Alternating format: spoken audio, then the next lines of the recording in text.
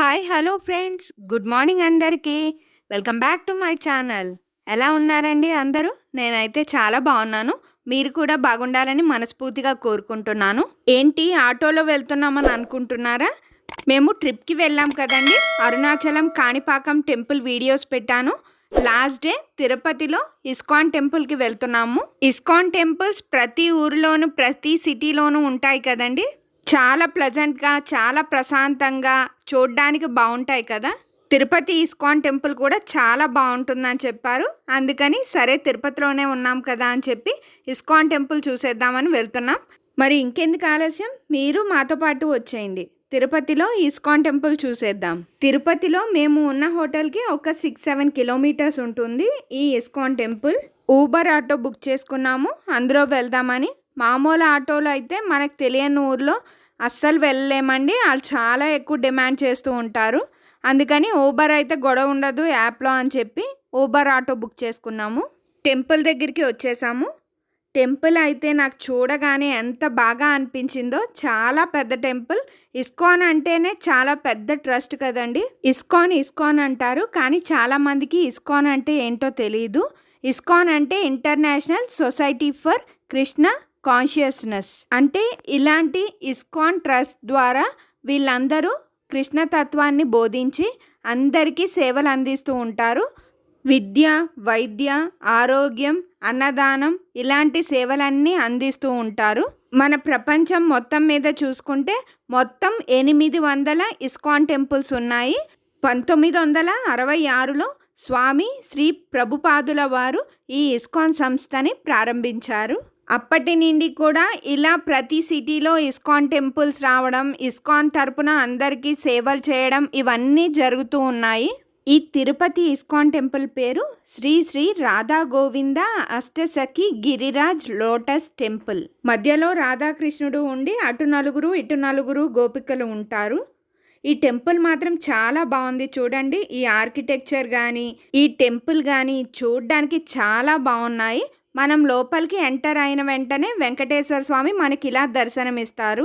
వెంకటేశ్వర స్వామికి ఒక్కసారి దండం పెట్టుకొని మనం పైకి వెళ్ళిపోదాము. ఇది 2 స్టేర్స్ ఉంటుందండి. కింద వెంకటేశ్వర స్వామి ఉండి వెనకతలంతా షాప్స్ ఉంటాయి. పైకి వెళ్తే రాధాకృష్ణుల టెంపుల్.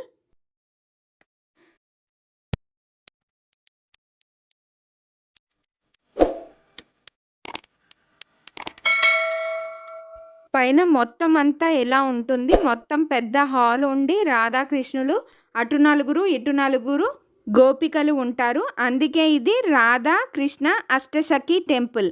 అంటే అటు ఇటు నలుగురు అష్టసఖులు ఉంటారనమాట. విగ్రహాలు చూడడానికి అయితే చాలా బాగున్నాయి. మార్బుల్స్తో చేసిన విగ్రహాలు చూసే కొద్దీ చూడాలనిపిస్తూ ఉంది విగ్రహాల్ని. అందుకనే కొంచెం జూమ్ చేసి కూడా తీసాను మీకు చూపిద్దామని. పైన టెంపుల్లో దర్శనం అయిపోయిన తర్వాత కిందకు వచ్చేసాము. కింద నుండి ఈ వెంకటేశ్వర స్వామి దగ్గరకు వచ్చి దండం పెట్టుకున్నాము. ఈ వెంకటేశ్వర స్వామి విగ్రహం కూడా చూడడానికి చాలా బాగుంది. ఇక్కడ ఈ వెంకటేశ్వర స్వామి వెనకాల షాప్స్ అవి ఉన్నాయి. కృష్ణుడికి కావాల్సినవి సంబంధించినవి అన్నీ అమ్ముతున్నారు. నేను ఇంకా షాప్స్ అవి ఏం తీయలేదండి, ఇంకా డైరెక్ట్గా బయటికి వచ్చేసాము. ఇది తులసి వనం. అన్ని రకాల తులసి మొక్కలు కూడా ఉన్నాయి ఇక్కడ. టెంపుల్ నుండి బయటికి వచ్చిన తర్వాత కింద ప్రసాదం ఇస్తున్నారు. ప్రసాదం తీసుకున్నాము. పొంగల్ ప్రసాదం చేశారు, చాలా బాగుంది టేస్ట్. నేను ఇంకొకసారి తీసుకొని మరీ తిన్నాను.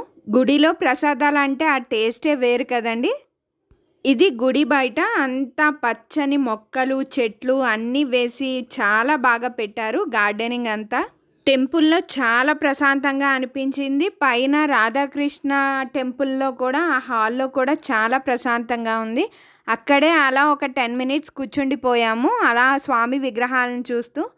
తర్వాత కిందకు వచ్చిన తర్వాత కూడా ప్రసాదం దగ్గర ప్రసాదం తిన్న తర్వాత అలా ఒక 10-20 మినిట్స్ కూర్చొని అలా ప్రశాంతంగా అప్పుడు బయటకు వచ్చాము. రాధాకృష్ణులు అష్టసఖి విగ్రహాలు మాత్రం చాలా నచ్చాయి నాకు. చూసే కొద్దీ చూడాలనిపిస్తూ ఉంది. మొత్తం టెంపుల్ అంతా కూడా అలాగే ఉంది. ఆర్కిటెక్చర్ ఏంటి, టెంపుల్ ఏంటి, మొత్తం చాలా బాగుంది. ఈ వెంకటేశ్వర స్వామి విగ్రహం కూడా నిజంగా వెంకటేశ్వర స్వామి వచ్చి నుంచున్నాడా అన్నట్టు ఉంది. అటు ఇటు అమ్మవార్లతో వెంకటేశ్వర స్వామి ఇలా దర్శనమిచ్చారు. మొత్తం ఓవరాల్‌గా టెంపుల్ అయితే నాకు చాలా బాగా నచ్చింది. నేను చూసిన ఇస్కాన్ టెంపుల్స్ అన్నిటిలో నాకు ఇదే ది బెస్ట్ అనిపించింది.